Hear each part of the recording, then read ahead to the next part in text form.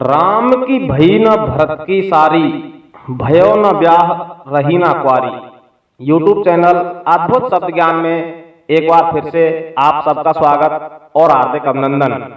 आज के वीडियो में हम जिस पहेली का भावार्थ जानने जा रहे हैं वह आपने पहले भी कई बार सुन रखी होगी, क्योंकि बहुत से लोगों ने अपने अपने हिसाब से इसकी अलग अलग व्याख्या की हुई है।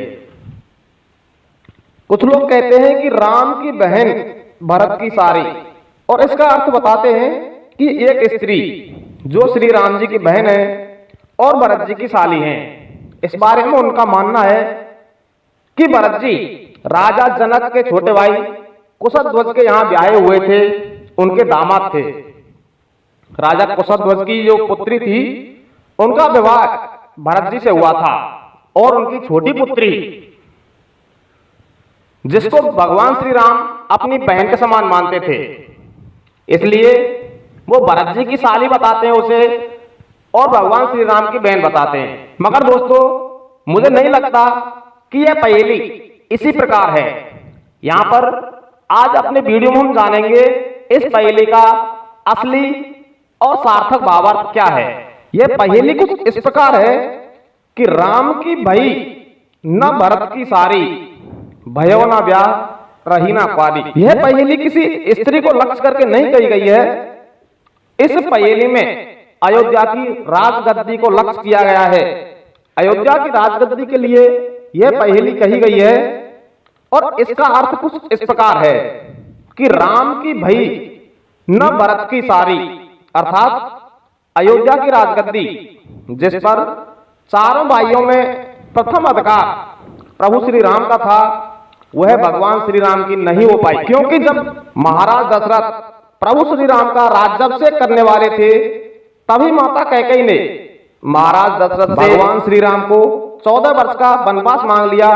इसलिए प्रभु श्री राम राज्याभिषेक कराने के स्थान पर वन को चले गए और वह राजगद्दी उनकी ना हो सकी। आगे है न भरत की सारी। यहां जो ये ना शब्द है, इसका प्रयोग एक बार हुआ है और इसका अर्थ 2 बार ना लगेगा। जैसे कहते हैं ना कि तेरा ना मेरा, यहां पर ना शब्द एक बार आया है, फिर भी इसका अर्थ निकलता है कि ना तेरा और ना मेरा। इसी प्रकार राम की भई न भरत की सारी, अर्थात ना तो भगवान श्री राम की हो सकी और ना ही पूर्ण रूप से भरत जी को मिली। अब पूर्ण रूप से भरत जी को क्यों नहीं मिली, ऐसा इसलिए कहा गया है कि यदि भरत जी उस राजगद्दी पर बैठ जाते, उनका राज्याभिषेक होता, तो माना जाता कि पूर्ण रूप से राजगद्दी भरत जी को मिल गई थी। मगर ऐसा नहीं हुआ था, क्योंकि भरत जी के स्थान पर राजगद्दी पर तो भगवान श्री राम की चरण पादुकाएं विराजमान थीं। वो खड़ाऊ या चरण पादुकाएं जो श्री राम ने उस वक्त भरत जी को दी थी जब वे वन में श्री राम को वापस लौटाने गए थे। उन खड़ाओं को ही राजगद्दी पर या सिंहासनारूढ़ करके भरत जी ने अयोध्या का शासन संचालन किया था। अतः वो राजगद्दी पूर्ण रूप से भरत जी की नहीं मानी जाती थी। आगे कहा गया है भयो न ब्याह। अब आप कहेंगे कि राजगद्दी का विवाह कैसे होता है।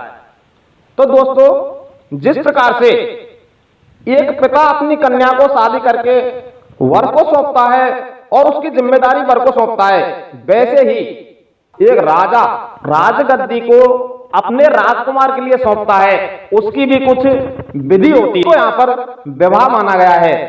परंतु अयोध्या की राजगद्दी पर तो ना तो भरत जी का राज सिंहासन हुआ था और ना ही उस पर बैठे थे, इसलिए उसको कुंवारी माना गया है। और आगे कहा गया है रही ना कुंवारी। और कुंवारी क्यों नहीं माना गया, क्योंकि राजगद्दी यदि खाली रहती, उस पर कोई नहीं बैठता, कोई विराजमान नहीं होता, तो वह कुंवारी होती। मगर भरत जी के स्थान पर भगवान श्री राम की जो चरण पादुकाएं थीं, वे राजगद्दी पर विराजमान थीं।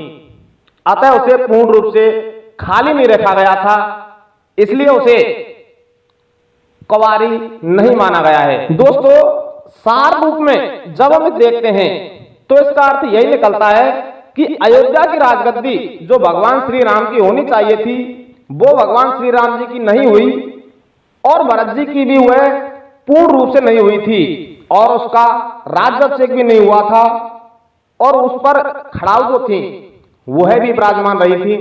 इसलिए ये पहेली कही गई है कि राम की भई न भरत की सारी, भयो न व्याह रही ना पारी। अगर हमारी यह वीडियो आपको पसंद आई हो तो इसे लाइक करें और हमारे चैनल अद्भुत शब्द ज्ञान को सब्सक्राइब करें। धन्यवाद।